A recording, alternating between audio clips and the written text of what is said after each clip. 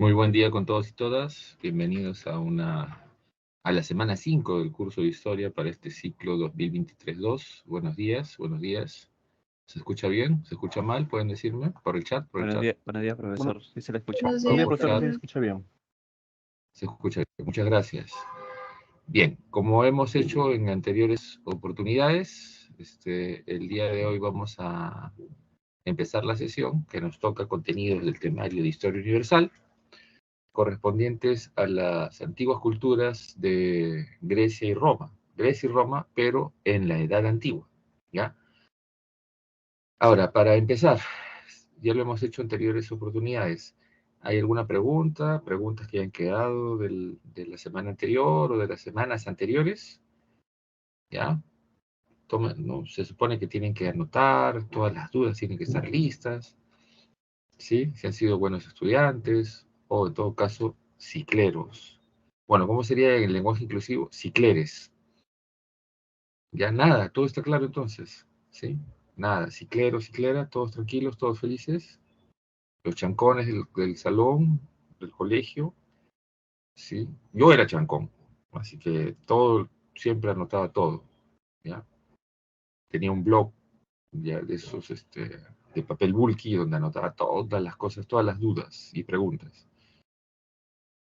Y cuando venía la clase siguiente, en el colegio, bombardeaba de preguntas al profesor.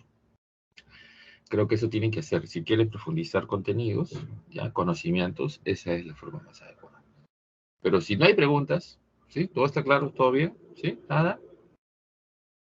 Aunque todavía hay 9 recién, no se han despertado, no se han quedado dormidos. Uy, en el verano va a ser peor. Las excusas van a ser la lluvia, el niño, el calor, cualquier cosa ni siquiera para contarse. ¿Sí? Bien, entonces arrancamos nomás, sin que la gente haga preguntas. Nos toca Grecia y Roma. Entonces vamos a poner algunas cosas, vamos a mezclar lo teórico con los procesos, los acontecimientos. Esta semana nos plantea bastante información, ¿ya? Entonces, cuando hablamos de Grecia y Roma, estamos hablando de los fundamentos de la civilización occidental. ¿Qué es eso? La civilización que tenemos ahora, pues, que se caracteriza por tener estos fundamentos culturales que están ahí en esa diapositiva. El primero de ellos es la cultura clásica. O sea, la cultura occidental, su fundamento, su base, es la cultura clásica. Es decir, los aportes, creaciones, desarrollos logrados por la Grecia antigua y la Roma antigua. El idioma que hablamos es un derivado del latín, ¿ya? Y los conocimientos, las ciencias, este curso vienen de Grecia, ¿ya? Los griegos crearon la mayoría de los cursos que usamos ahora y que en esa época sirvieron para educar a su juventud y convertir a Grecia en la superpotencia durante varios siglos, ¿no? Cosa que luego será heredada por Roma, ¿ya? A finales de la Edad Antigua se desarrolla, ¿ya?, el cristianismo, que se convierte en la religión oficial del Imperio Romano a partir del emperador Constantino, ¿ya? Repito, religión oficial del Imperio Romano. Originalmente es la religión oficial a partir del libertad de cultos, edicto de Milán, religión oficial a partir del Concilio de Nicea y religión única a partir del edicto de Tesalónica, ¿ya? Entonces, pero el cristianismo es, ¿no?, sin lugar a dudas, el aspecto religioso, ideológico y cultural que va a dominar la etapa final del Imperio Romano, toda la Edad Media, y por el cristianismo se justificaron las conquistas de un montón de territorios, incluidos el Perú, y las matanzas y masacres que reorganizaron los estados europeos a lo largo del siglo XVI, XVII e incluso XVIII. El otro fundamento de la cultura occidental es la cultura germánica. Cultura germánica, ¿ya?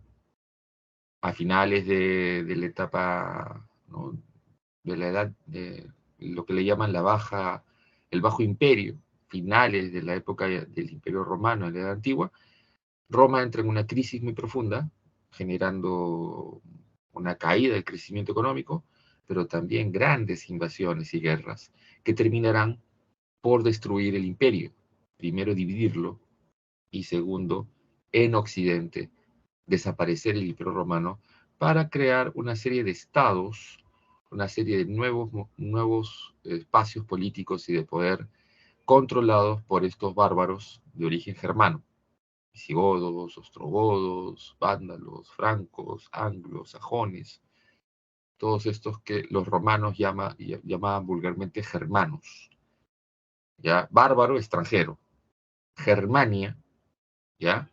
Tiene que ver con lugar desordenado, lugar, a ver, sin ley, sin orden, ¿ya? Es gracioso que ahora es el nombre de un país, ¿no? En Alemania le decimos en castellano, pero ellos, en inglés es Germany, y en alemán es Deutschland, ¿no? Pero ese es el vacilo. Y ahora, ¿qué cosa significa cultura clásica? ¿Sí? Cuando decimos actualmente el clásico del fútbol peruano, es el partido Alianza U, es el partido que sirve de ejemplo, de modelo, ¿ya? Todo el mundo lo mira, todo el mundo lo admira, ¿ya? La cultura clásica también se le dice grecorromana o grecolatina. Pongo los sinónimos porque si ustedes, ¿ya? De manera inclusiva, si si se dan cuenta y tienen sus colecciones de preguntas de los últimos 400 años de exámenes de San Marcos, juegan con los sinónimos. ¿Sí? La cultura clásica se fundamenta en los aportes culturales de Grecia y Roma. ¿Sí? O la cultura grecolatina se caracteriza por... ¿ya? Entonces la gente ahí suena. ¿No? Igualito que en Historia del Perú juegan los conceptos y significados y características de horizontes e intermedios, ya, también se hace con Historia Universal. Entonces, y esta cultura clásica es un ejemplo, modelo que se va a aplicar en distintas épocas, sobre todo en épocas de apogeo, en épocas de crecimiento, como por ejemplo en el siglo de oro romano o el siglo de Augusto, ya en el Alto Imperio, en la época del Alto Imperio romano, si has visto la separata.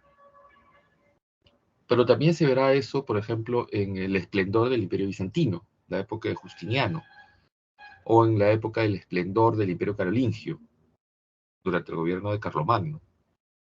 Luego, a finales de la Edad Media, el Renacimiento, donde las ciudades-estado italianas renacen, o sea, vuelven a la cultura italiana, en este caso la cultura romana, y con esa tecnología, con esa sabiduría, construyen su educación, su ciencia, su tecnología, su ingeniería. ¿Ya? Entonces siempre es una vuelta. Toda época de apogeo construyen un edificio con esas características, con esas columnas, con esos arcos, con esos tímpanos, con esas estatuas, ¿ya? Y eso va a ser un ejemplo recurrente. Vamos a sus leyes, vamos a su forma de organización, a su participación, ¿ya? Me imagino que alguien de aquí va al derecho, va, ¿no? Recurren a eso. Entonces, este es el mundo griego, ¿ya? Tenemos que ubicarnos, ¿no? Esto es parte del Mediterráneo oriental, sobre todo lo que está alrededor del mar Egeo. Este es el mar Egeo, ¿ya? Y Grecia se forma alrededor del mar Egeo y del mar Jónico, ¿ya? Estos son los espacios culturales. Jonia, ¿ya? En Asia Menor, actual Turquía. Esto es Ática, donde está Atenas. Esto es el Peloponeso, donde está Esparta. Y esto de acá es la Magna Grecia o la Gran Grecia. Ya. Y obviamente acá está la isla de Creta.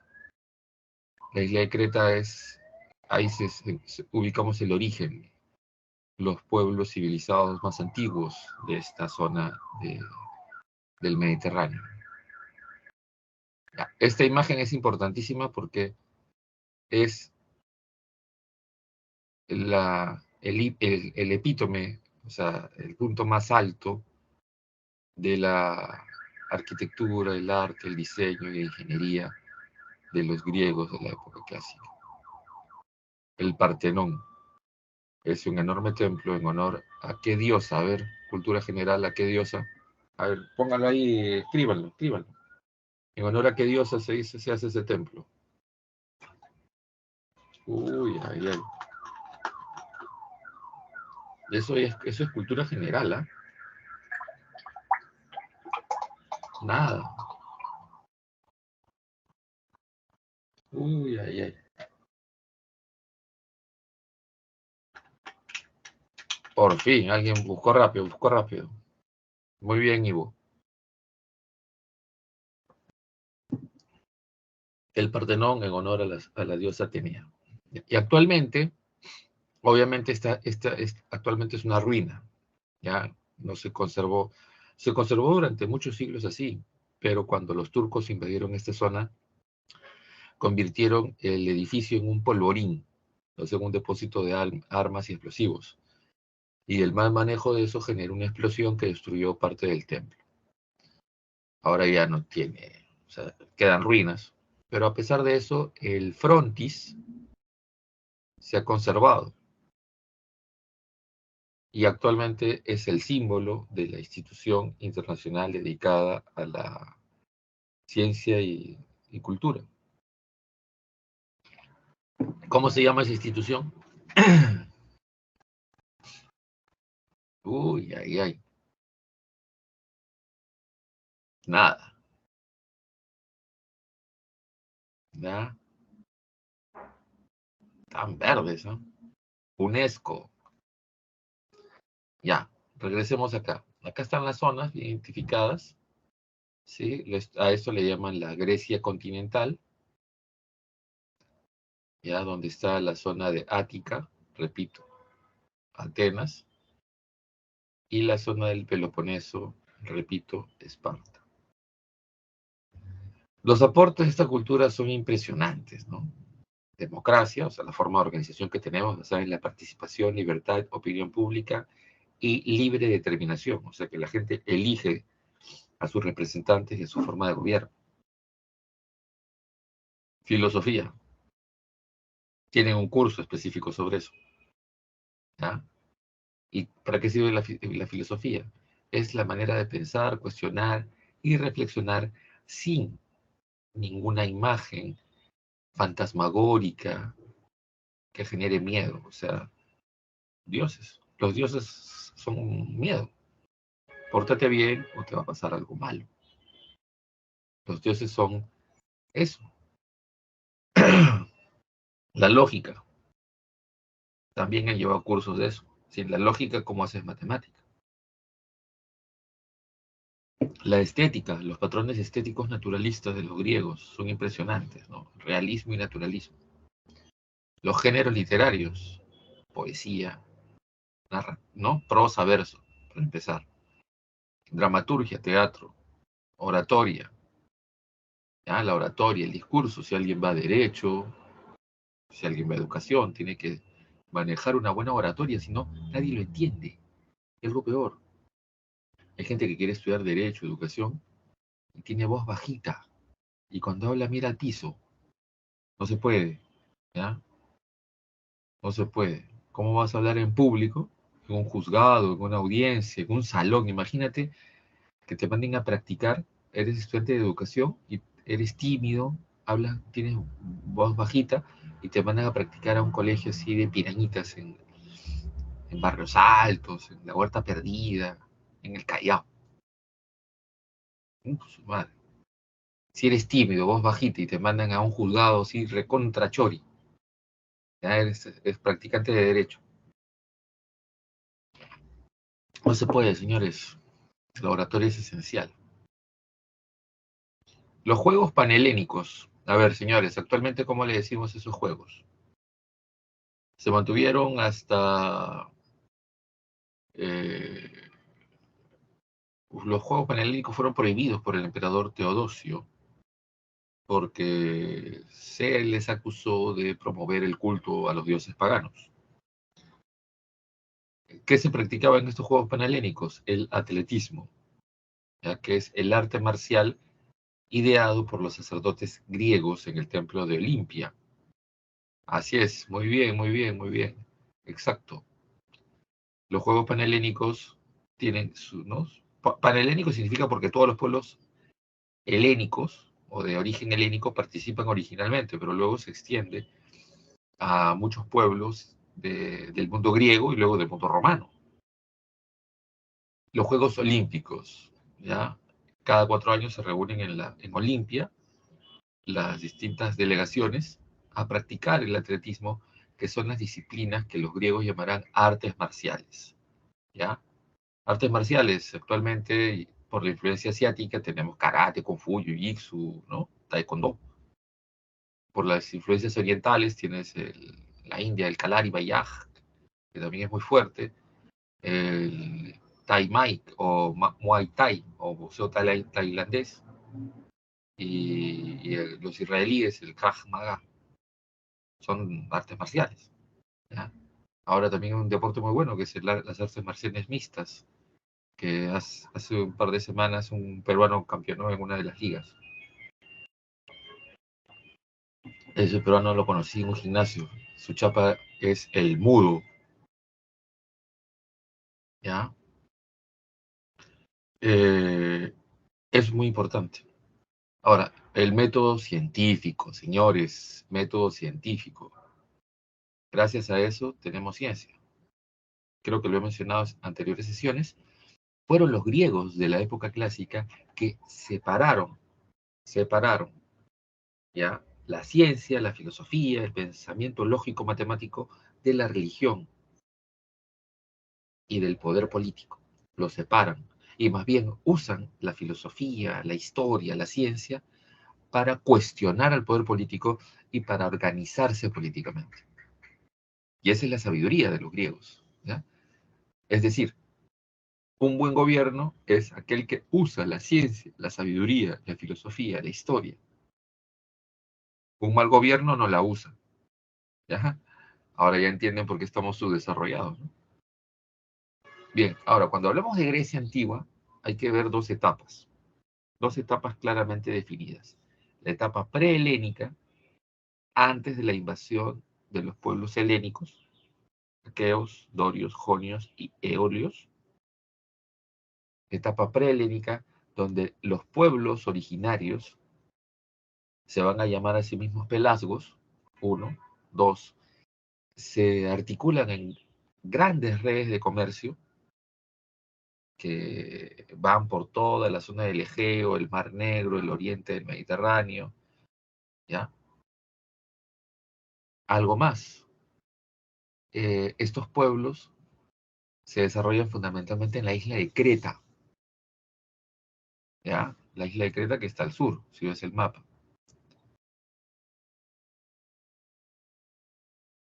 Y esta época prehelénica tiene dos etapas. La primera es la etapa cretense, ¿ya?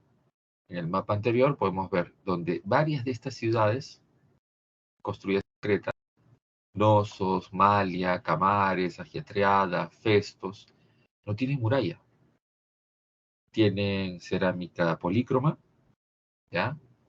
Sus tumbas son enormes ceramios, ¿ya? Loquísimas. Las tumbas de estos pueblos son ceramios, ¿ya? Urnas funerarias les llaman. Y durante siglos se pensó que esta época solo era una época mítica, ¿ya? Estos son pueblos que viven con la tecnología que va del cobre al bronce, ¿ya? Estos pueblos son muy famosos gracias a una serie de relatos que van a sobrevivir, relatos leyendas que durante muchos siglos se pensaron que solo eran mitos, hasta que los arqueólogos, en este caso el arqueólogo inglés Sir Arthur Evans, justo en el año 1900, dio a la luz la existencia del sitio arqueológico de Knossos, y particularmente el Palacio Real, Palacio del Rey Minos, y el laberinto del palacio. Con eso se reafirmaba esa antigua leyenda que nos hablaba de este gran sabio, el más importante sabio de la Edad de Bronce, que fue contratado por el rey Minos el Malo para hacer las modificaciones, actualizaciones del palacio y al mismo tiempo construir este gigantesco sistema de laberintos para que su hijo medio bestia no escape del palacio y o sea, que se escapaba del palacio y mataba gente, ¿no? A ver, ¿cómo se llama este mito? ¿Cómo se llama este mito? Minos el malo era tan malo que los dioses lo castigaron, ¿no? Con un hijo monstruo. Estoy resumiendo bastante el mito. ¿Cómo se llama ese mito? La leyenda de Minotauro. Escribe, escribe. Escriban. Ya van a entrar a una universidad seria. No hay examen oral. ¿Ya? Ese es un problema también. ¿Eh? Acostúmbrense a escribir. El mito del Minotauro. Donde el personaje principal, ¿cómo se llama? Ya, no me digan el Minotauro, pues. Ya les dije Minos y el Minotauro. Ya. ¿Cuál es el personaje principal? Este gran sabio. Pues se supone que tienen que saber eso, porque incluso esos textos aparecen en los libros, tanto de historia como de literatura. Nada. ¿Cómo se llama este genio? Que lamentablemente, por azar del destino o compensación, producto del capricho de los dioses, así dice el mito, el hijo de este sabio era tontito. Ya tenía problemas, ahora diríamos era un niño con necesidades especiales. Nada. ¿Cómo se llama este sabio? Nada, ya les digo ya. Si no, vamos a esperar hasta mañana. Dédalo. Y su hijo tontito, Ícaro. ¿Ya? ¿No se acuerdan de Dédalo e Ícaro? Esto es cultura general, ¿eh? Si les pregunto de la vida de Bad Bunny o de Daddy Yankee, eso sí saben, ¿no? Eso ya ni siquiera es cultura general, eso es cultura popular. Y eso no va en los exámenes. ¿Ya? De admisión, nunca. De repente, alguna universidad misia. Bien, la forma de gobierno de la época cretense es la talasocracia. Eso significa que los que gobiernan son los grandes comerciantes. Y esta época termina por la invasión aquea. ¿Ya? Los aqueos, más bien la época micénica o aquea, nos demuestra todo lo contrario. Son ciudades amuralladas. ¿Ya? ¿Cuáles son estas ciudades? Aquí en el mapa podemos ver Micenas, Tirinto, Pilos, Argos, Valios. Estas son, ¿no?, las ciudades micénicas o aqueas. Son ciudades amuralladas. Esta etapa termina con la toma de la ciudad de Troya. Troya está por acá. Troya era fundamental porque era la ciudad que controlaba el acceso. Este es el estrecho de los Dardanelos, donde estoy poniendo el cursor, que une el mar Egeo con el mar Negro y las enormes planicies de lo que ahora sería Ucrania y Rusia. Enormes planicies con enormes valles que producen enorme cantidad de ¿qué? De trigo, de cebada, de olivo, de girasol, ¿ya? Y obviamente con un gran potencial ganadero. Entonces Troya es la última ciudad pelasga en caer ante el avance de los aqueos. Hay otro mito, una larga saga mítica o Era el debate, algunos decían mitio, otros decían leyenda, sobre la guerra, los 10 últimos años fueron varias guerras contra Troya. Y de la última guerra, ese relato nos describe los 10 últimos años. ¿Ya? Ya sabemos, es la guerra de Troya, ya. Pero ¿cómo se llama ese relato? Que era cantado, que no estaba en prosa, sino en verso. Era cantado, era recitado, para recordar la memoria de los grandes héroes. ¿Nada? Sí, muy bien, Sebastián, la Ilíada. La Ilíada. ¿Quién es el gran personaje de la Ilíada? Hay dos, ¿sí? Bueno, para empezar, la mujer, ¿no? La culpable del adulterio. Ojo, jóvenes, muchos relatos de los pueblos de la antigüedad son relatos misógenos, ¿ya? ¿Qué significa misógeno? Que la mujer es la culpable.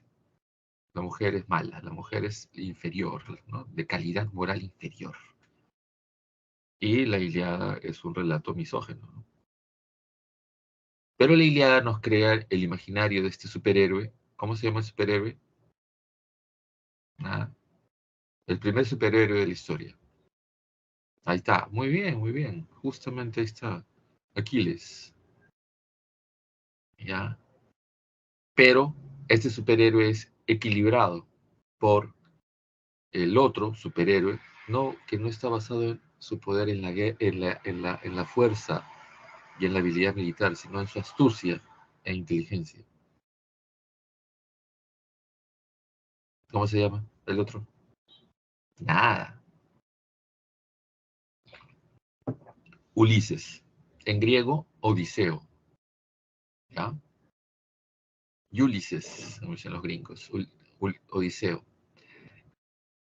Ojo, se pensó que la guerra de Troya era parte de los discursos nacionalistas, unificadores de los pueblos griegos, hasta que en el año 1870 el arqueólogo Heinrich Schliemann, que es considerado el primer arqueólogo científico alemán, Heinrich Schliemann, bueno, en esa época todavía era Prusia, ¿no? Porque Alemania recién se forma en 1871, o sea, Alemania como país. Él es prusiano y a nombre de la Universidad de Berlín hace esos descubrimientos. Descubre las ruinas de Troya, ¿ya? Y es un boom, ¿no? O sea, hay cosas que los arqueólogos siempre están buscando, ¿no? Y siguen buscando, es la chamba así, ¿no? Por eso se llama permanente investigación.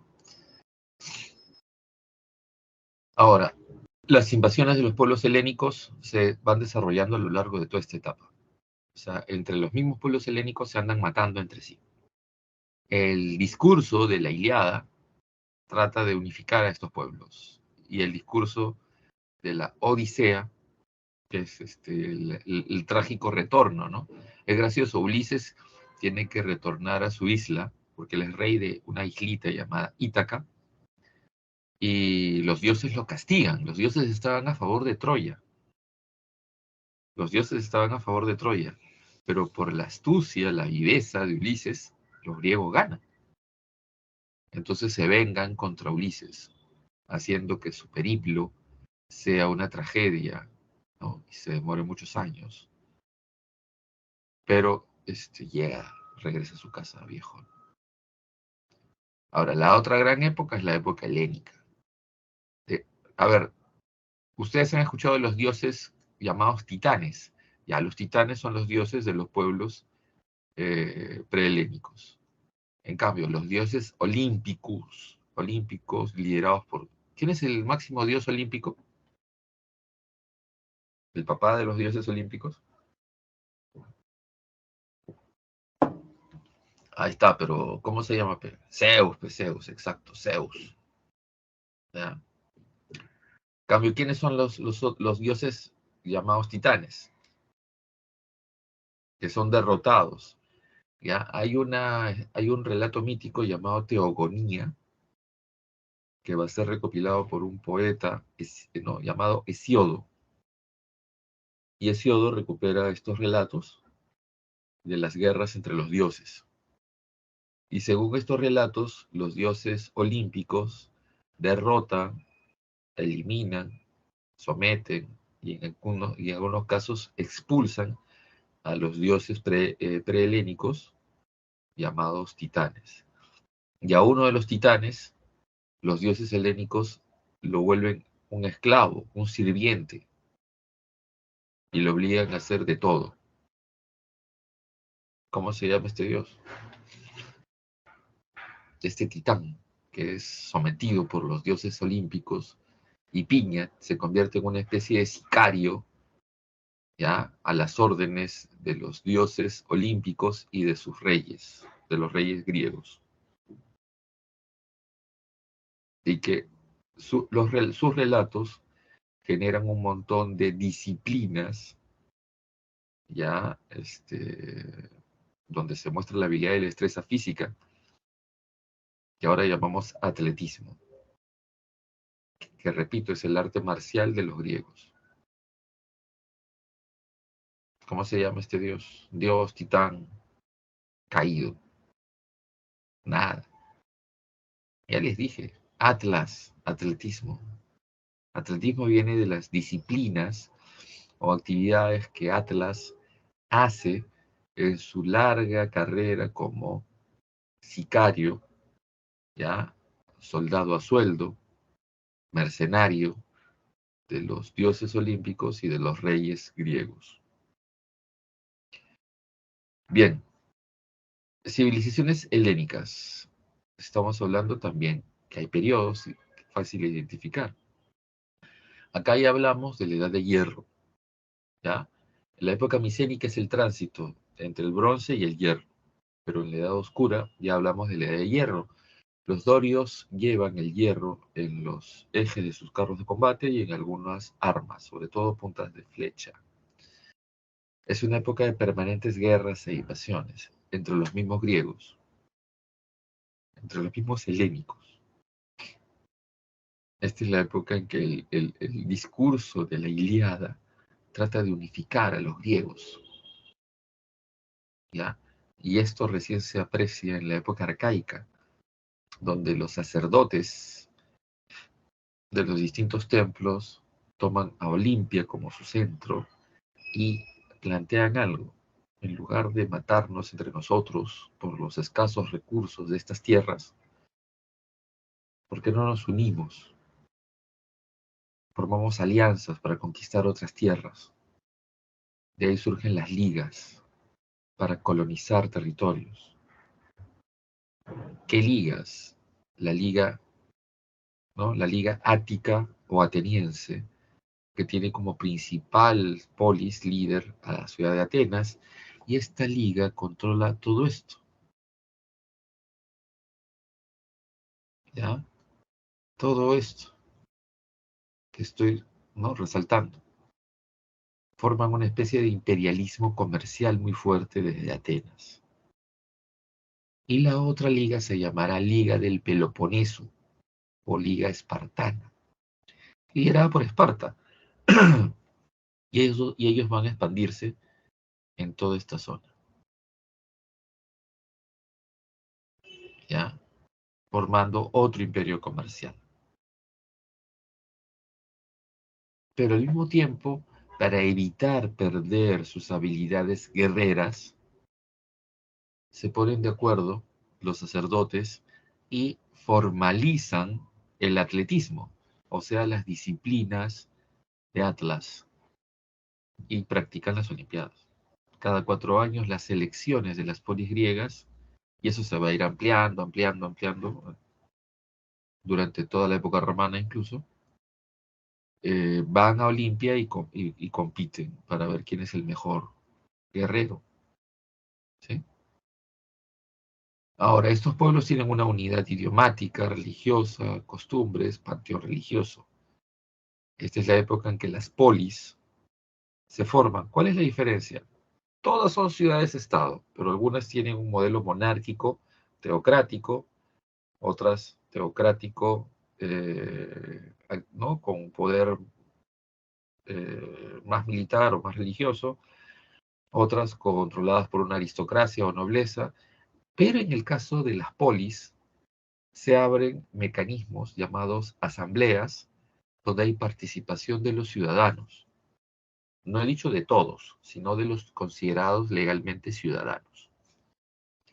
Entonces, la polis es un sistema de gobierno construido a partir de asambleas populares, ¿ya? Que dan leyes, que eligen cargos, ¿sí? Que aprueban leyes, que declaran la guerra, cosas así. Entonces, la polis es el sistema de representación, que luego ya los romanos, con el paso del tiempo, polis, ciudad participativa o asambleas, su forma de gobierno se llamará politeia en griego, y los romanos la traducen como república.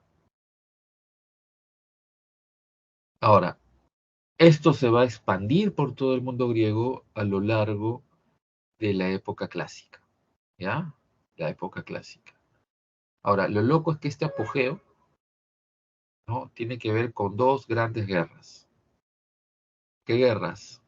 Las guerras médicas, griegos contra persas, y las guerras del Peloponeso, griegos contra griegos, agrupados en estas dos ligas grandes, la ateniense y la del Peloponeso. Destacan dos grandes polis, ya vale, no vale, ya es redundante, diríamos así, Atenas y Esparta. Ya más adelante vamos a ver más detalles. El otro gran periodo es el periodo helenístico, posterior a la época clásica, donde hay un control por parte de un país extranjero. Los macedonios no son griegos, hablan otro idioma, tienen otro origen étnico, pero conquistan Grecia y se vuelven griegos, ¿ya? Y es el Alejandro el Grande, fue coronado como Alejandro III, rey de Macedonia, pero por sus conquistas le llamaron Alejandro el Grande.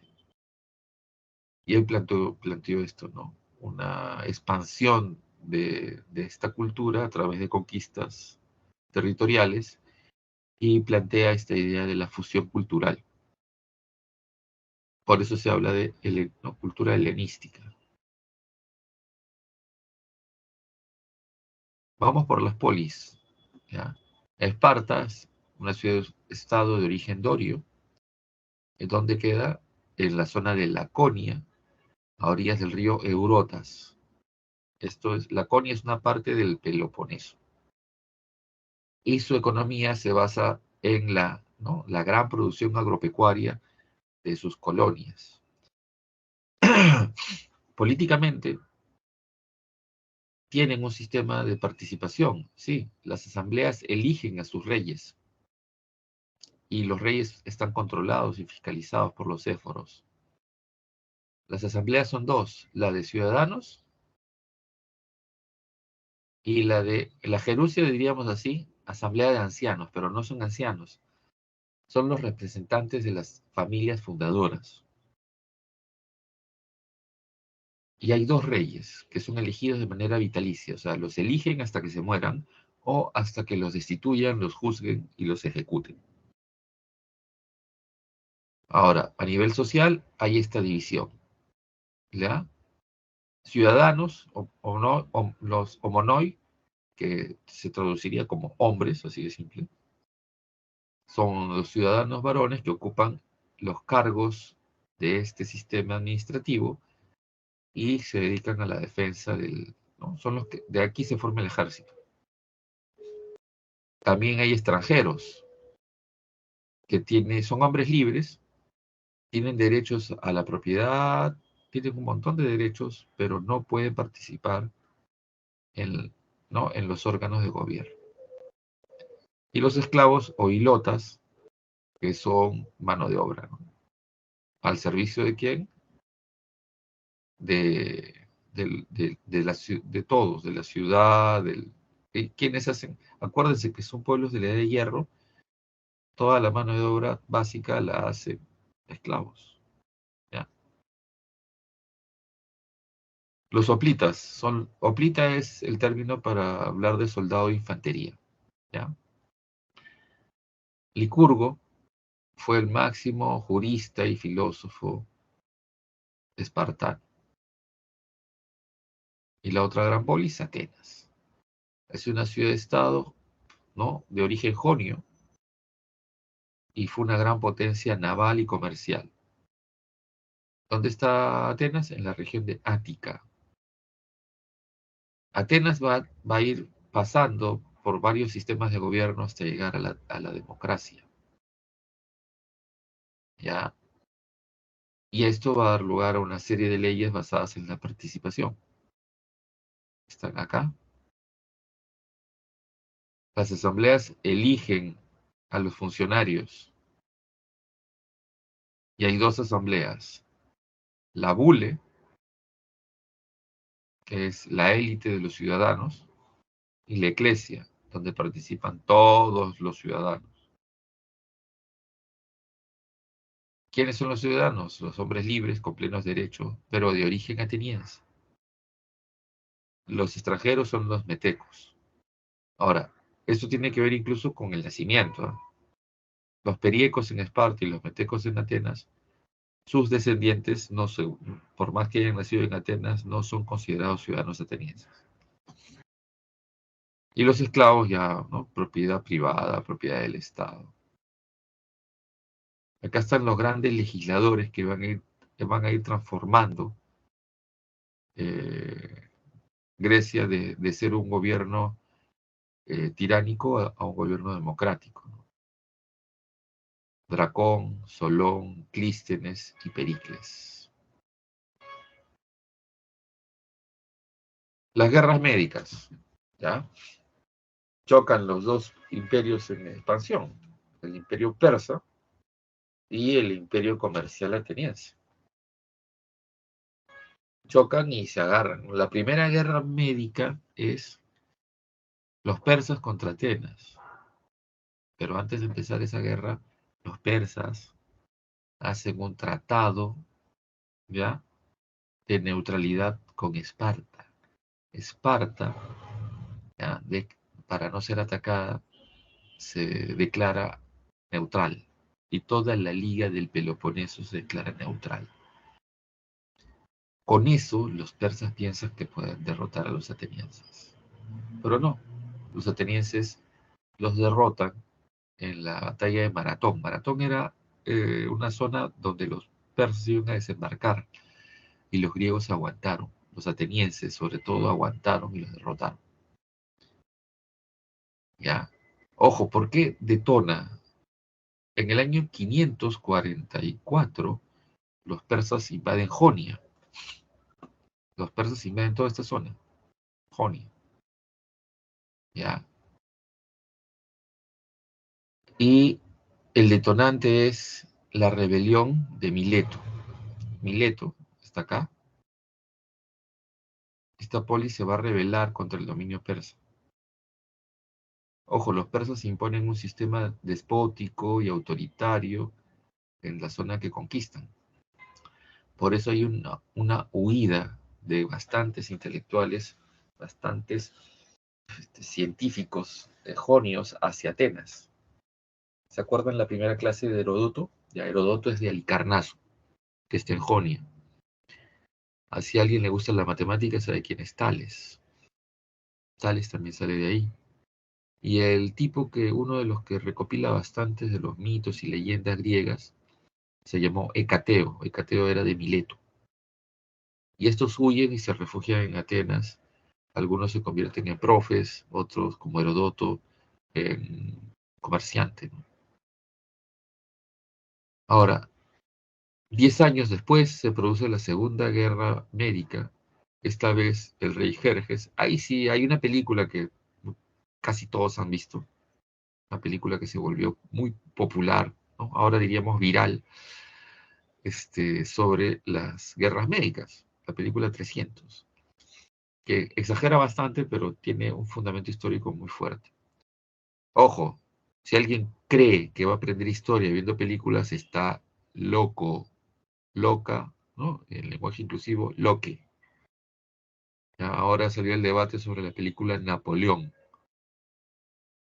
O sea, ¿quieres que en 3 horas te cuente la biografía real, objetiva, histórica de alguien como Napoleón? No se puede. Si quieres la historia real, no, porque hay gente que dice, ay, no es muy fiel a la historia. ¿Quieres historia? No vayas al cine, pe, porque el cine es arte. ¿Quieres historia? No veas series, pe. A lo mucho documentales. Pero si quieres más datos, hay un lugar que se llama biblioteca, ¿ya? Y algunas de estas bibliotecas clásicas se han convertido en bibliotecas virtuales. Sí, en este debate en redes sociales yo agarré ese, oye, si quieren historia no vayas al cine, pe. Vete a una biblioteca. Así he puesto, porque ya mucha brutalidad. Cuando salió la película Oppenheimer, también. Ahí no me metí en el debate. Pero salió la película esta Napoleón, ya, pero no seas malo, ya. ¿Quieres historia? ¿No? Biblioteca, ¿ya? Pero no, pues, no, bueno, qué decepcionante. Esta película tiene fallos históricos. Oye, ocioso. Vete a leer a la biblioteca, pues, ¿no? O sea, es que hay gente vaga, pues. Igual, quieres aprender literatura viendo películas. Tampoco, porque, chicos, una novela de 300 o 400 páginas no se puede resumir en 2 horas o 3 horas de una película. Los que hacen el script o no el libreto seleccionan partes de la novela, las más espectaculares, las más visuales, las más interpretativas, las más dramáticas, pero según la subjetividad y elección del libretista, en coordinación con los productores y el director. ¿Está claro? Entonces, si alguien quiere aprender historia o literatura, ¿no? Con películas, ¿no? El lenguaje inclusivo está Loki. O va a dar un examen de la Vallejo, o sea, malo.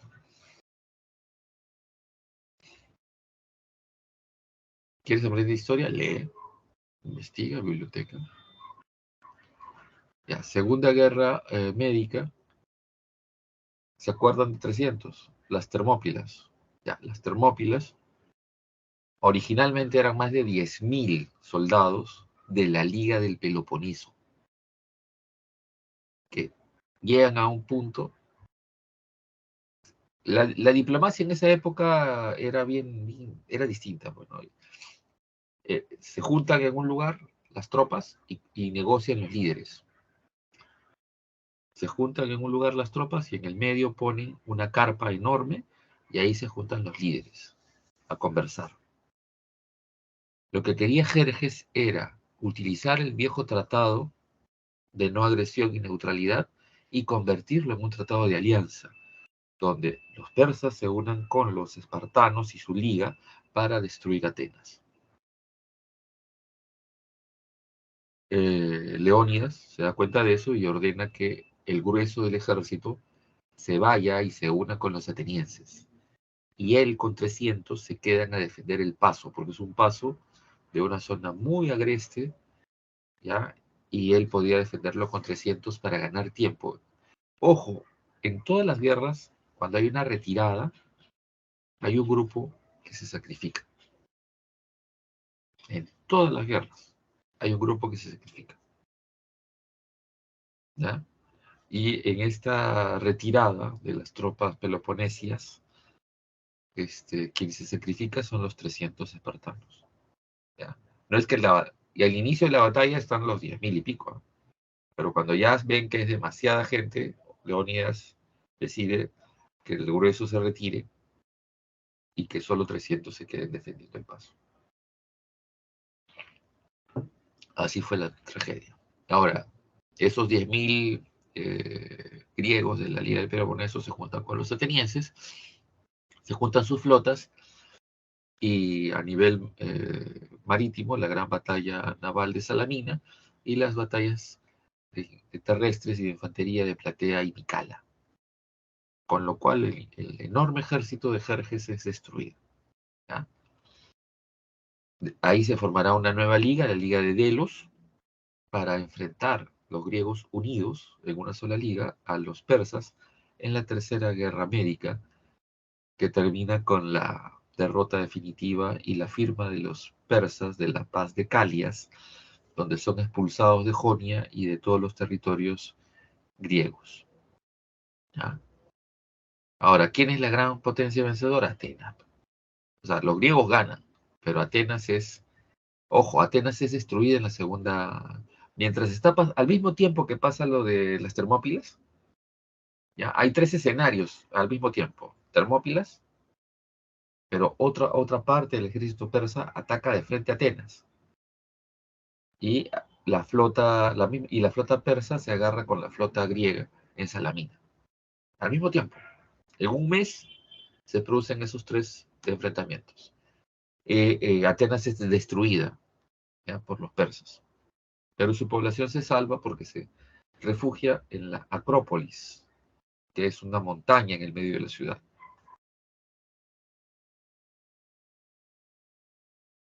Ahora, será Pericles. Pericles llegó a ser arconte, que fue reelegido constantemente. Llegó a gobernar Atenas 31 años. Durante su gobierno se reconstruye completamente la ciudad, utilizando los recursos de Atenas, pero también los recursos de la Liga de Delos, ¿ya? Lo cual va a ser una de las causas de las guerras del Peloponeso. Ahora, en la parte alta, en la Acrópolis, ¿ya? Construye un enorme santuario en honor a la diosa Atenea. Acá está el Partenón, este es el Partenón, ¿ya? Que está en la cúspide de la Acrópolis, o sea, en la parte más alta. Y ahí había una enorme estatua de oro, de una enorme estatua bañada en oro de la diosa Atenea. ¿Ya? Mantuvo las murallas, porque esta era la fortaleza de Atenas. Cada vez que alguien atacaba Atenas, la población se refugiaba acá. ¿Ya? En esta etapa de esplendor aparecen pues, los grandes sabios, ¿no? Sócrates, Platón, Pitágoras, ¿ya? Y, a ver, acá tienen el patrón constructivo clásico, ¿no? Las columnas dóricas, y esto se llama, este triángulo, el triángulo que está en el frontis es el tímpano. Es la época de máximo esplendor de la escultura. El gran escultor se llamó Mirón, y sus principales esculturas adornaron las plazas y parques de Atenas y el Partenón. Pericles quería convertir a Atenas en una ciudad más bonita que Babilonia. Ahora, Atenas no solo crece en embellecimiento, sino crece en comercio. Se vuelve un país como ciudad de estado y su liga en un territorio, un estado muy rico, al extremo de que varias polis de la Liga del Peloponeso quieren salirse y pasarse al lado ateniense. Y los espartanos no los van a dejar. La guerra del Peloponeso es eso. La pugna por el control comercial y territorial de los Balcanes y obviamente la vieja rivalidad entre Atenas y Esparta. ¿Ya? Entonces, en la primera guerra del Peloponeso, guerra del Peloponeso repito, médicas es por medos persas. ¿Ya? Los griegos le llaman medos, los romanos le llaman persas. Ellos asimismo se llaman iraníes. ¿Ya? Y el imperio persa o iraní tiene etapas. Esa etapa de las guerras médicas se llama imperio aqueménida. ¿Ya? Después de las conquistas de Alejandro se llamará imperio sasánida. ¿Ya? Bien. La primera guerra del Peloponeso, ya Pericles muere porque la ciudad de Atenas va a ser sitiada y viene una epidemia y se muere. Esto termina con la paz de Nicias, que duró muy poco, porque al poco tiempo otra vez se volvieron a agarrar. ¿Ya? Y en la tercera guerra del Peloponeso, Atenas ataca a Esparta, las colonias espartanas, las colonias de la Liga del Peloponeso, y Esparta pide ayuda a Persia. Y los persas y los espartanos derrotan a los atenienses en la tercera guerra del Peloponeso. ¿Qué ganan los persas? Recuperar Jonia. ¿Ya? Los persas, en el nuevo tratado que tienen con los espartanos, los apoyan a derrotar a los atenienses y, y retoman el control de Jonia, provocando otra oleada de refugiados que salen de Jonia. De esos, el más famoso de todos, y termina convirtiéndose en profe en Atenas, va a ser Aristóteles. Aristóteles es de Jonio, es de una isla que está en Jonia, llamada Estagira. ¿Ya? La historia es cruel, ¿no? Ahora, al terminar la guerra de Peloponeso hay una breve hegemonía espartana, ¿no?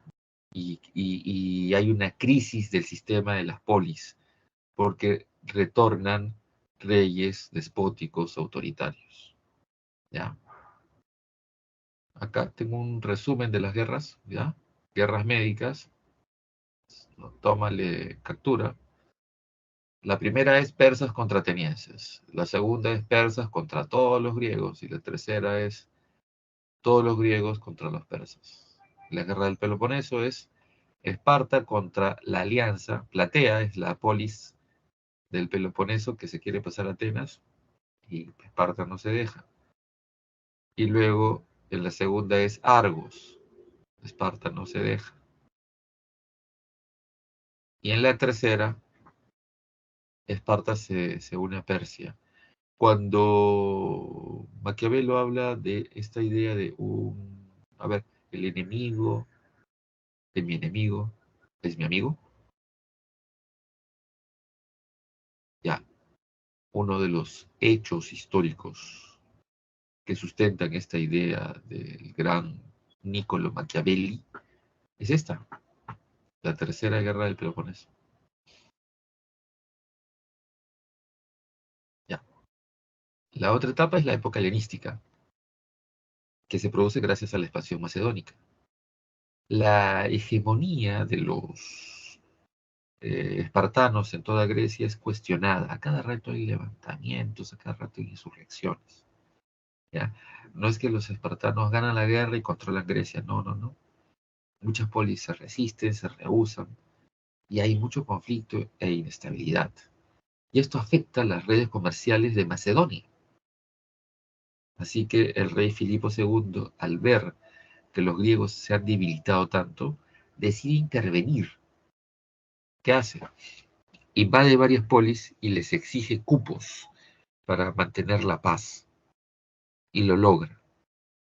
Cupos, ¿ah? Cupos, así como mafiosos de los barrios bravos de acá. Ahora, Filipo será traicionado y su sucesor, su hijo Alejandro III, lo va a vengar. Ahora, Alejandro III no es cualquier rey despótico de estos territorios ¿no? de la Edad Antigua. Filipo de Macedonia, cuando llega a Atenas para firmar el acuerdo donde Atenas pagará, se someterá a los macedonios pagando su contribución, su cupo, Filipo conoce a Aristóteles y le ofrece lo que quiera, el salario que quiera, para educar a su hijo y a los nobles macedonios, que eran medio bárbaros. Y Aristóteles acepta el empleo. Además, Aristóteles ya tenía algo, ya Aristóteles había leído y las enseñanzas de los maestros atenienses que habían cuestionado la idea de la democracia. ¿Ya? Eh, el primero en cuestionarla es Platón. Dice, pucha, la democracia es buena siempre y cuando la gente sea culta, sea educada. De ahí viene la idea de platónico, significa un ideal, ¿no? A lo perfecto. ¿Qué sería lo perfecto? Que en la democracia la gente pues sepa, ¿no? Lea, ¿no? Sepa elegir, no elijas a cualquiera. Pienses al momento de elegir o de hablar y participes. ¿Sí? Por eso él dice que una democracia debería ser un sistema de gobierno, ¿no? Controlado por los filósofos, por aquellos que amen el conocimiento, no por cualquiera. Años después, otro ateniense, ¿ya? Genofonte, va a decir que Genofonte admira a Ciro el Grande, al rey persa. Genofonte, en plena guerra del Peloponeso, él, con 10.000 griegos, no quieren participar en las guerras del Peloponeso y se van a servir como mercenarios al imperio persa. Y ahí él se entera de las grandes hazañas y virtudes del fundador del imperio persa, Ciro el Grande. Y Genofonte dice que lo que necesita Grecia para cambiar es que haya un gobierno autoritario, despótico, pero donde el gobernante sea un filósofo, inteligente y racional, y que no se deje someter por las pasiones y los dogmas religiosos. Ya, eso ya escrito Genofonte. Años después Aristóteles, todo eso lo aplica ¿en dónde? En Alejandro, en el príncipe Alejandro de Macedonia, que años después se convertirá en el rey Alejandro III de Macedonia e iniciará primero una campaña de venganza para derrotar a todas las polis que se rebelaron a su padre, y luego, con las otras, lograr un sistema de alianzas para formar un enorme ejército que tenía por objeto conquistar, ¿qué cosa? Asia. Su objetivo era conquistar el mundo, empezando por Asia, y empieza su campaña militar. Al final conquistó bastantes lugares de Asia, ¿no? Hasta el Valle del Indo, y en África, Egipto. ¿Qué más había conquistar en África? El resto era desiertos o selvas, ¿no? Pero esa es la idea, ¿no? La helenización significa la expansión de la cultura griega, ¿ya? Alejandro se muere sin descendencia, así que el imperio se dividirá entre sus generales. Acá está un resumen, ¿ya? Algunas características que hay que recordar: Edad Oscura. eh, Esa Edad Oscura termina, o sea, las guerras entre los griegos terminan con las Olimpiadas y las ligas, como ya les mencioné. La primera Olimpiada en el año 776 a.C. y la última en el 393 después de Cristo. Teodosio prohíbe las Olimpiadas, como lo mencioné.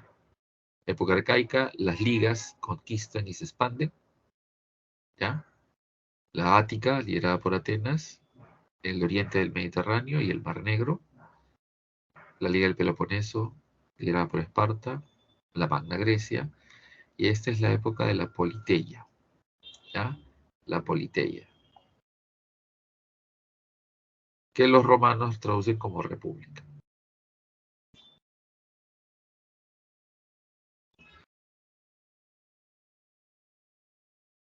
La época clásica ya hablamos, ejemplo, modelo, las dos guerras, guerras médicas, siglo de Pericles, guerras del Peloponeso, ¿ya? Y la época helenística es la hegemonía macedónica, Filipo II, Alejandro III, y Alejandro conquista todo todo Medio Oriente, Egipto, hasta el Valle del Indo, en una campaña militar de 8 años. 8 años y una campaña militar terrestre. Alejandro por eso se convierte en el máximo estratega militar, ¿ya? Pero ojo, hay que tener cuidado también ahora con respecto a la película Napoleón. Si tú admiras a un tirano, es que te gusta la tiranía. ¿ya? Si tú admiras a un tirano, sea Julio César, eh, Augusto el Grande, Alejandro el Grande, Napoleón, entonces te gusta la tiranía, porque esos tipos son tiranos. Te gusta la tiranía, ¿ya? La añoras, quieres, y de repente por ahí estás de acuerdo en la mano dura, quieres retornar a un dictador, ¿no? Y alguna gente dice, ay, necesitamos a Fujimori, necesitamos a Pinochet. ¿Ah? ¿Casualidades? No, hay un pensamiento autoritario. Ya. ¿Alguna pregunta hasta acá? Si no, ya arrancamos con Roma. ¿No hay preguntas? ¿Está todo claro? ¿Todo claro? ¿No hay preguntas? Pucha, la gente no pregunta nada. Yo a veces digo, o la gente escucha todo o se han ido a dormir. ¿No? Bien. De Roma sabemos mucho más. ¿Sí o no? Mucho, mucho, mucho, mucho más. Mucho más que los griegos. ¿Ya? ¿Dónde está Roma? Ves el mapa, es la península itálica. ¿Ya? Dos zonas bien identificadas. El norte, que es la zona continental. Ahí se pasó. El norte, que es la zona continental. Y luego la zona de la península. ¿Ya?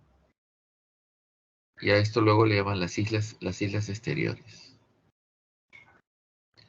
Tiene tres etapas bien definidas. Monarquía. Monarquía significa uno solo gobierno. República, gobierna a todos. Imperio, en el imperio hay una cabeza de gobierno, un individuo que es la cabeza de gobierno, pero se mantiene el Senado y se mantienen las leyes.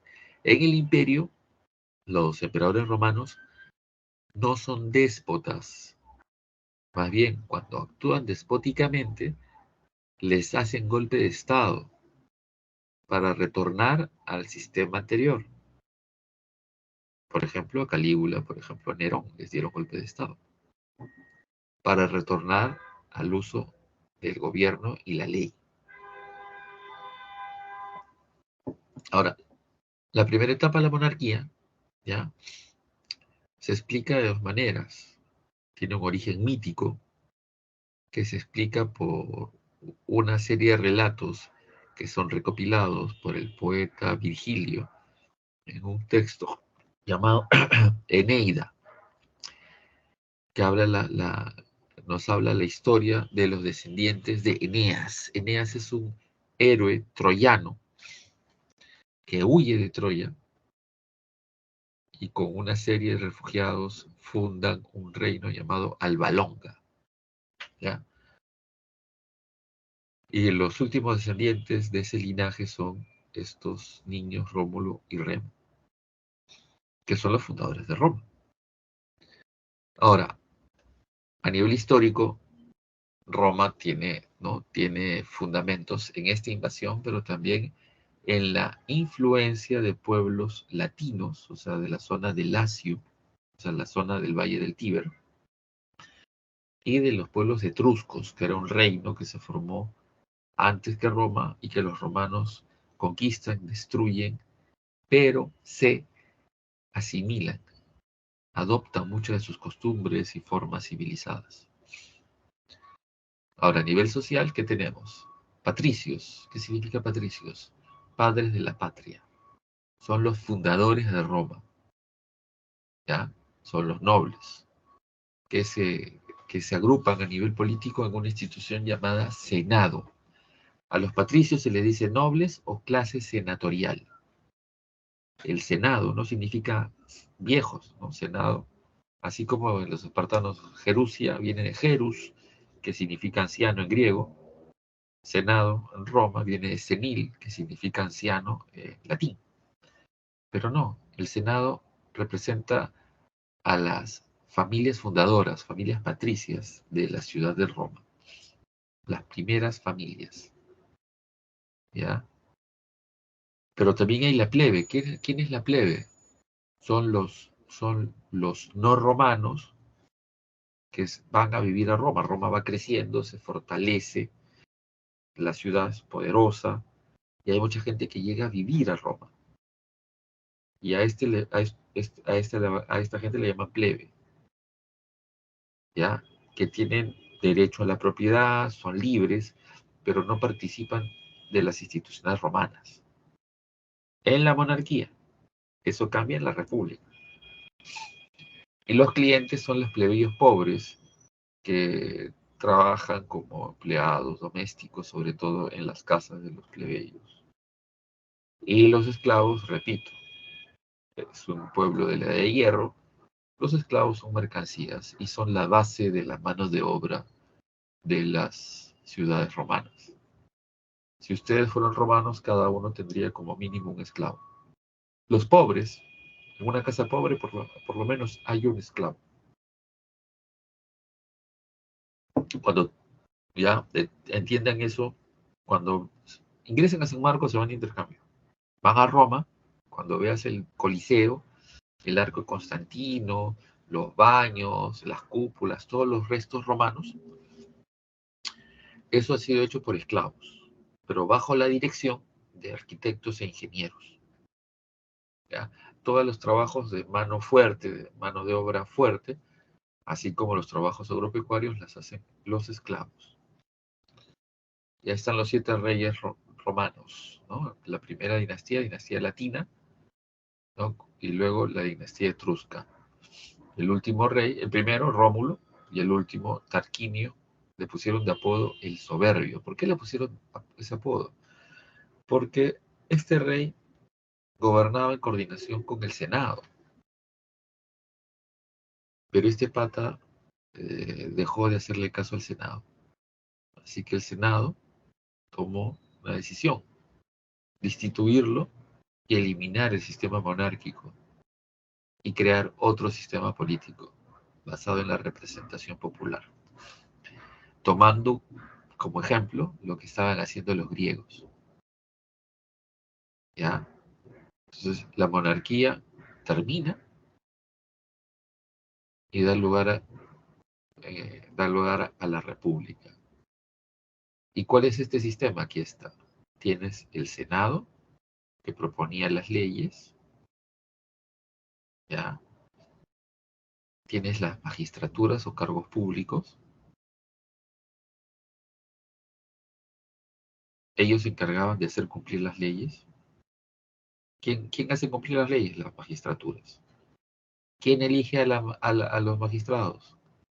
Las asambleas o comicios. Comicios, en latín, en castellano significa elecciones. O sea, los romanos se agrupan en asambleas para elegir a los magistrados y para aprobar las leyes propuestas por el Senado. Es un sistema de participación basado en el principio de la división de poderes.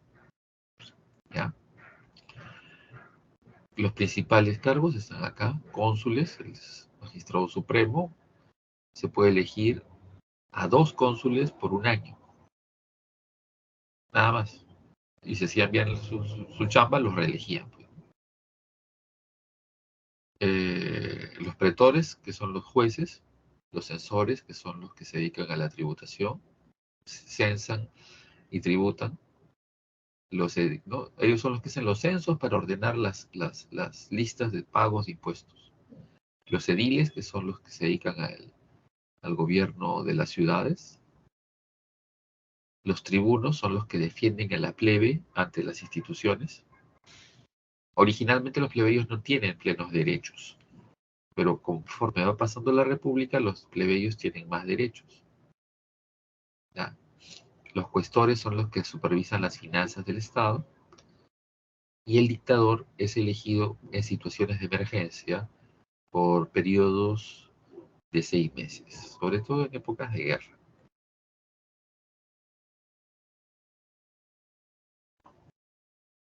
Ahora, A lo largo de la historia de la República hay muchos conflictos sociales y también hay muchas guerras que convierten a Roma en la máxima potencia del Mediterráneo.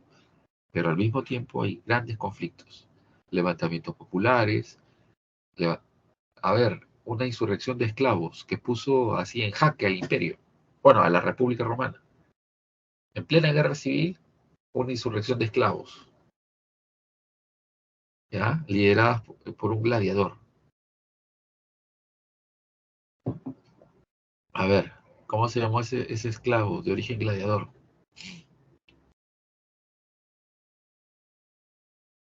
Nada, cultura general, nada. No, cultura general no tienen ustedes. Va bajando de rango, ¿no?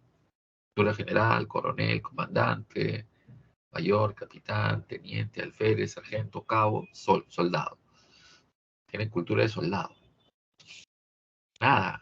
Hay hasta miniseries, películas. Signo de rebeldía contra la opresión romana. Uy, ay, ay. Nada. Espartaco. Nada, no saben nada de Roma. Espartaco. ¿Ya? Espartaco es un esclavo capturado en las guerras de conquista que Roma hacía a la zona de Grecia. Espartaco no era de Esparta, era tracio, ¿ya? Pero como los espartanos tenían la fama de ser grandes soldados, a este soldado capturado, era un capitán tracio, lo esclavizan y le llaman Espartaco. Ese es famoso. Y él, como él era muy tipo con educación y preparación militar, se da cuenta que Roma está muy débil por las guerras civiles, así que organiza a los esclavos, que eran gladiadores, y se rebelan con un montón de esclavos, pero pierden, lamentablemente pierden, ¿ya? Ahí está, los pleitos, ¿no? Hay levantamientos de los plebeyos, se forman dos partidos políticos muy fuertes, el Partido Popular, ¿ya? Y el Partido de los Nobles, el Partido Optimate o de los Nobles, o conservador también le dijeron. Ahora, las leyes tratan de ordenar, ¿no? Y evitar los conflictos. Por ejemplo, la ley de las 12 tablas plantea la igualdad jurídica entre patricios y plebeyos, bajo un principio legal, ¿sí? Hay igual delito, igual condena. No importa si eres noble o plebeyo. La ley Licinia Sextia, que plantea que los plebeyos pueden llegar a cualquier cargo público. La ley Canoleya, que aprueba y legaliza el matrimonio entre patricios y plebeyos, porque había un problema. Estas relaciones, estos matrimonios, generaban un problema. Los hijos no eran legales, por tanto no podían heredar, y esto genera protestas y conflictos. La ley Olgunia, los plebeyos pueden llegar a cualquier cargo religioso, ¿ya? Entonces, esto permite que los plebeyos se integren a Roma y también, ¿ya?, participen como ciudadanos del ejército y en el sistema de las grandes conquistas romanas de la época republicana. ¿Ya? Roma comienza a crear el sistema del servicio militar que funciona sobre todo en la etapa imperial, donde ingresas al ejército y lo mínimo era 5 años y hasta 25 años dentro del ejército. ¿Ya? Pero eso sobre todo en la época imperial. Bien, la expansión romana en la época republicana del siglo V al siglo IV controla Grecia, la Magna Grecia, o sea, toda Italia, guerras con distintos pueblos hasta someter a las polis de la Magna Grecia en el sur, ya en la zona de Nápoles. Luego las guerras púnicas contra los punios, los romanos le llaman punios, ya los griegos les llaman cartagineses y ellos asimismo se llamaban fenicios. La cultura fenicia tiene 3 etapas. La tercera etapa es Cartago. La ciudad se llama Cartago. ¿Ya? Y los romanos hacen las guerras púnicas, que son 3. En la primera, Roma quiere conquistar las islas exteriores, Córcega, Cerdeña y Sicilia, y derrota a los cartagineses. La segunda, más bien los cartagineses, al mando del general Aníbal Barca, forman un enorme ejército que invade Italia y derrota al ejército romano en distintas batallas. La última gran batalla, que fue una derrota de Roma, fue la batalla de Cannaes. ¿Ah? Pero las tropas de Aníbal no tienen equipos, no tienen maquinaria de asedio, se dice, para derrotar las murallas de la ciudad. Así que Aníbal no regresa a Cartago. Y los romanos se preparan y al mando del general Escipión, ¿no? Invaden Cartago y derrotan a los cartagineses en la batalla de Sama, que es una llanura a la entrada de la ciudad de Cartago. Cartago firma un tratado de alianza y sometimiento a Roma. Y así se mantuvo varias décadas hasta que los romanos ya se lanzaron a la conquista de Grecia y se dieron cuenta de que los griegos, muchas polis rebeldes al dominio romano, sobrevivían porque estaban unidas a la red comercial cartaginesa. Entonces, ¿qué hicieron? Destruyeron Cartago y la destruyeron por completo. ¿Ya? Y eso va a ser un ejemplo para un montón de pueblos del Mediterráneo que van a buscar negociar con Roma, haciendo alianzas. Los galos, ¿ya? De Francia, los egipcios, los hebreos, y un montón de polis romanas polis griegas se van a rendir a Roma. Van a aceptar sus tratados, van a aceptar sus imposiciones. Los egipcios se convierten en un reino vasallo que entregará recursos, oro y trigo a los romanos. ¿Ya? Entonces Roma conquistó todo. En el siglo II conquista Grecia y de paso destruye Cartago, y Egipto y el reino egipcio, el reino hebreo se someten a Roma. Roma se convierte en la máxima potencia del Mediterráneo, aumenta su economía, ¿no? Hacer públicos es el tesoro público, ¿no? Los bienes del Estado, pero esto genera muchos conflictos, polarización y convulsiones sociales que darán lugar a las guerras civiles, ¿ya? A la crisis de la República a través de, primero, las guerras sociales y luego las guerras civiles. Estas guerras sociales tienen que ver con que los líderes del Partido Popular, ¿no? Los hermanos Graco, proponen una serie de medidas que no son aprobadas por el Senado, provocando levantamientos populares. ¿Qué proponen los Graco? La primera propuesta en este caso de Tiberio Graco, la ley agraria que busca repartir las tierras del patrimonio del Estado. Hacer públicos es tesoro público o patrimonio del Estado entre los plebeyos pobres. No será aprobado. Años después, su hermano, Cayo Graco, propone la ley frumentaria, que plantea el control del precio del trigo, para que los pobres tengan acceso al trigo barato. Ojo, no hay control de precios, ¿eh? Los precios tienen libre fluctuación. Lo que plantea Cayo Graco es que se pongan topes al precio del trigo, evitar la fluctuación para que la gente tenga comida fija. Obviamente el Senado se opuso a eso, ¿ya? Y obviamente hay levantamientos populares. Ahora, para mantener el orden, los romanos, ¿qué hicieron? Represión, brutal represión, ¿ya? Pero lo gracioso es que esta época de grandes conquistas, ¿ya? También genera militares ambiciosos que quieren imponerse a las leyes que da el Senado. Por eso comienzan a haber las famosas guerras civiles. La primera de ellas es entre los cónsules Mario y Sila. ¿Ya? Para terminar esta guerra, el Senado utiliza una fórmula.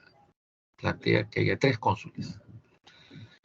Lo mismo, por las puras, el triunvirato genera otra guerra. En este caso, Pompeyo se rebela al Senado y Julio César lo derrota. En la batalla de Farsalia, Pompeyo se refugia en Grecia. Farsalia es en Grecia. Pompeyo se refugia en Egipto. ¿Ya? Julio César invade Egipto con sus tropas para capturar a Pompeyo. ¿ya? Y ahí es donde Julio César participa en el golpe de Estado,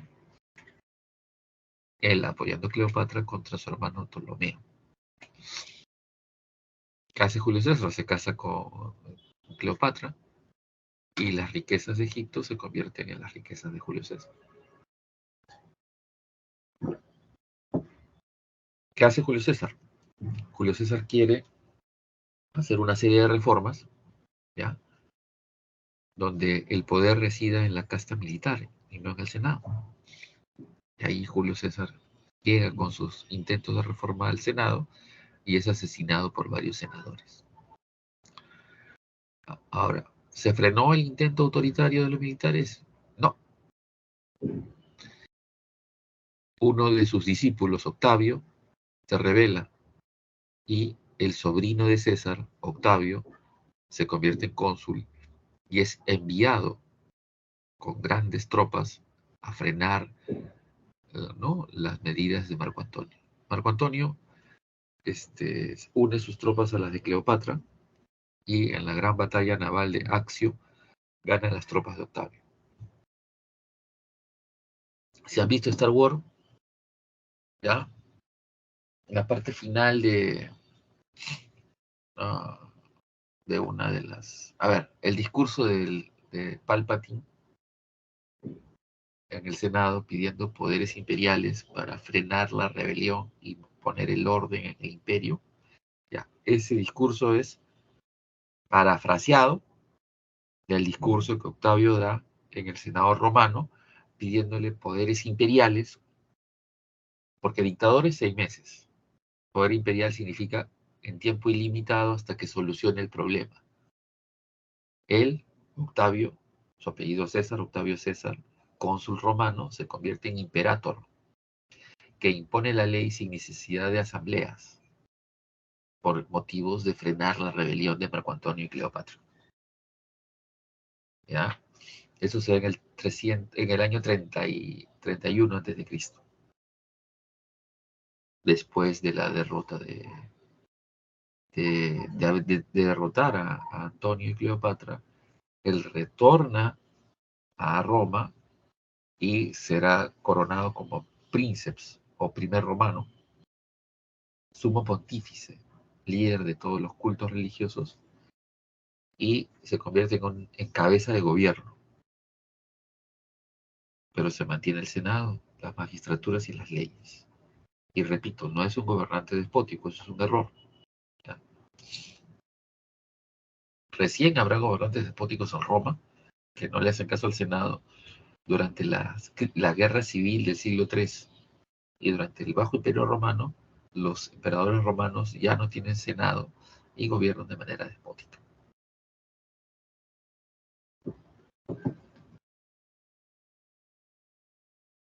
Y Octavio César, ya por sus conquistas, le comienzan a llamar César Augustus. ¿Qué significa Augustus?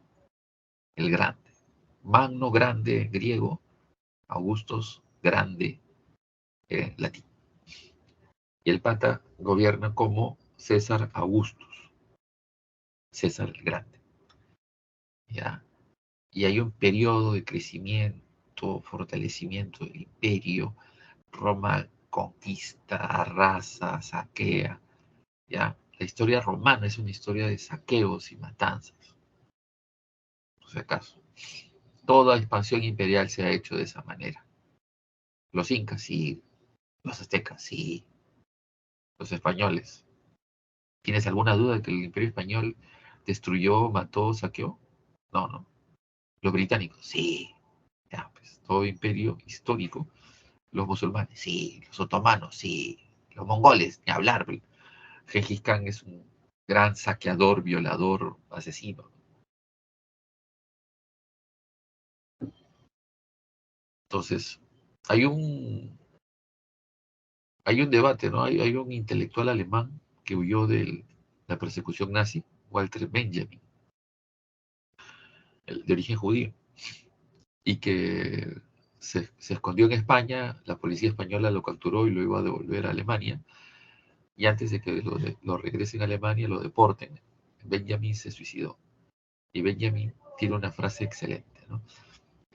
Todos estos grandes héroes, personajes, imperios, están basados en la barbarie.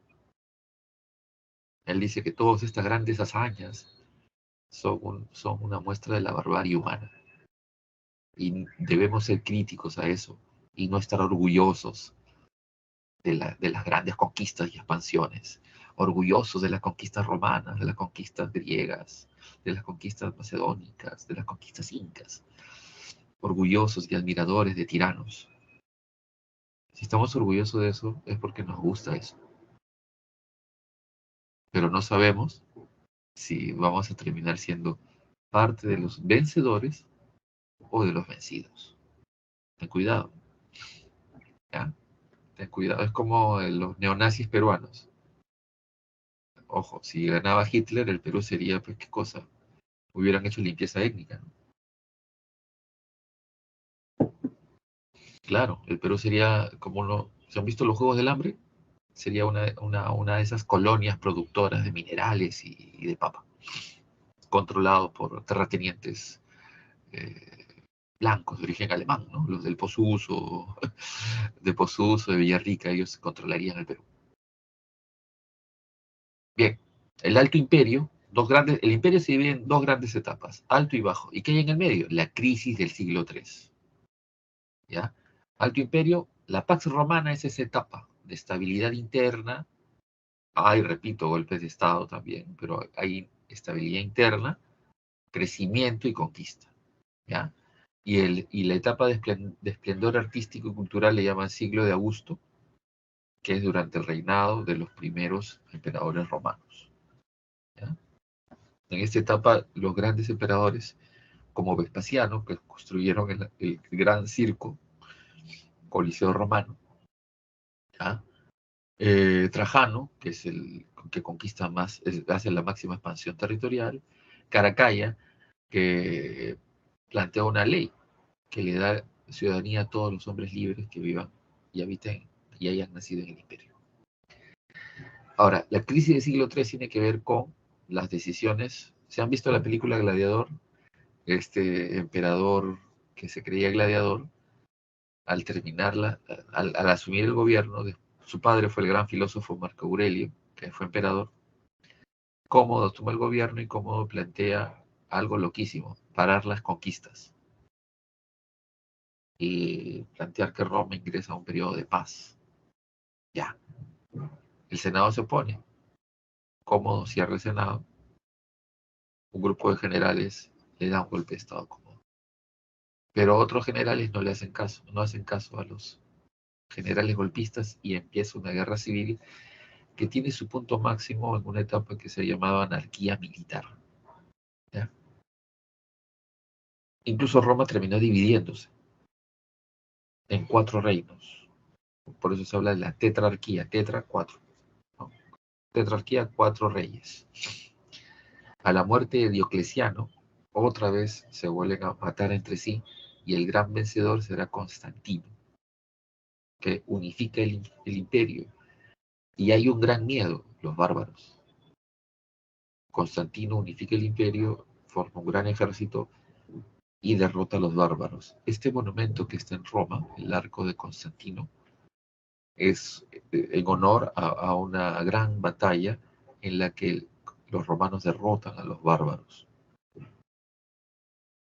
Pero muerto Constantino, los siguientes emperadores no tienen la habilidad política y militar para mantener el orden. Ahora, Constantino, ¿qué hace? Cosas interesantes. Da la libertad de cultos en el Edicto de Milán. Él convoca a todos los líderes religiosos de esas sectas que se han formado, que creen en este líder Mesías, en este líder Cristo. Cristo significa elegido. Mesías, ¿qué significa elegido? ¿Ya? En hebreo, si quieren les digo en hebreo elegido significa Kal-El. A ver, ¿qué superhéroe se llama Kal-El? Hay un superhéroe, ¿ya? De DC, no de Marvel, de DC. Superhéroe de DC que se llama, su nombre real en su planeta es Kal-El. Ahí está, muy bien, Carlos. Así es. Su nombre real no es el nombre de sus padres adoptivos terrícolas es Clark Kent, pero su nombre en su planeta real es Kal-El, y en su planeta real es loquísimo, ¿eh? Si les gustan los cómics. ¿Ya? ¿Cómo se llama su planeta? Ah, Krypton. Krypton habla en hebreo. Lo que pasa es que los que crearon Superman eran un guionista y un caricaturista judíos de Nueva York. ¿Ya? Y Kal-El significa el elegido, ¿ya? Lo mismo que el Christus, ¿ya? O Mesías, el mismo. Así que todas esas sectas que creen en el Mesías, en el Christus o en el elegido, ¿ya? Si quieres en término castellano, ¿qué hace Constantino? Los junta a todos en el concilio de Nicea y les dice, oye, todos me sacan una sola religión con un solo libro sagrado. Y en el año 325 sale la Biblia. 325 después de Cristo se hace una historia oficial de la vida de Cristo y un texto religioso llamado Biblia, que es la que usan todos los cristianos actualmente, por si acaso. Años después, el gobierno de Teodosio se da cuenta de que el cristianismo es la única manera de unificar a Roma frente a los bárbaros que son paganos. Así que comienza a perseguir a los paganos. Cierra las Olimpiadas, ¿ya? Ordena que, mediante el Edicto de Tesalónica, que haya una sola religión. El cristianismo se vuelve religión oficial del Estado romano. Pero el avance de los bárbaros es tan fuerte que ya no le queda otra a Teodosio que dividir el imperio entre sus hijos. ¿Ya? Honorio Occidente, Arcadio Oriente, con la idea de sálvese quien pueda. En Occidente, ¿ya? El último emperador es un adolescente llamado Rómulo Augustulo, que será derrocado, depuesto, por el rey de los Herulos, Odoacro. En el año 476 se pone fin al Imperio Romano. Aquí hay una cronología, ¿ya? El Alto y el Bajo Imperio, y el medio, como les decía, la crisis del siglo III. ¿Qué es la anarquía militar? 50 años donde no se sabe quién gobierna con certeza. Es un desorden total, ¿ya? Parece el Perú. En el Perú estamos cambiando un presidente cada año, ¿ya? Kuczynski, desde el 16 hasta ahorita, Kuczynski, Vizcarra, Sagasti, Merino, Castillo, Pina. 7 presidentes en ¿cuántos años? 7 presidentes en 7 años. Lo caso, ¿ya? Si alguien tiene que darse cuenta de eso, ¿no? Algún momento. Bien, captura. Ya, nos vamos a la última diapositiva y les doy las claves para que se vayan a su house. O a tomar su segundo desayuno. Yo me voy a tomar mi segundo desayuno. ¿Ya? Ya, terminó la animación. Captura. Sí, ya terminó la animación. Bien, la primera pregunta nos plantea los periodos históricos de Grecia, ¿no? Creo que ya no hay tiempo ya para explicar. Porque ya me han mandado un mensaje que no puedo quitarles tiempo de su recreo. Ya. En la primera pregunta estamos hablando de los periodos históricos de Grecia. La respuesta es Brasil. Segunda es Ecuador. Tercera, Colombia. Cuarta, Chile. Quinta, Argentina. Ya. Repito. Brasil, Ecuador, Colombia, Chile, Argentina. ¿Ya? Antes de retirarme, ¿alguna pregunta? ¿O todo está claro?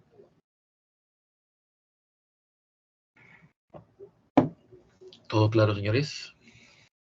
Bien, entonces, muchas gracias por su atención. Nos veremos la próxima semana. Que les vaya bien. estudien, no les queda otra. Nos vemos, cuídense mucho. Hola, profesor.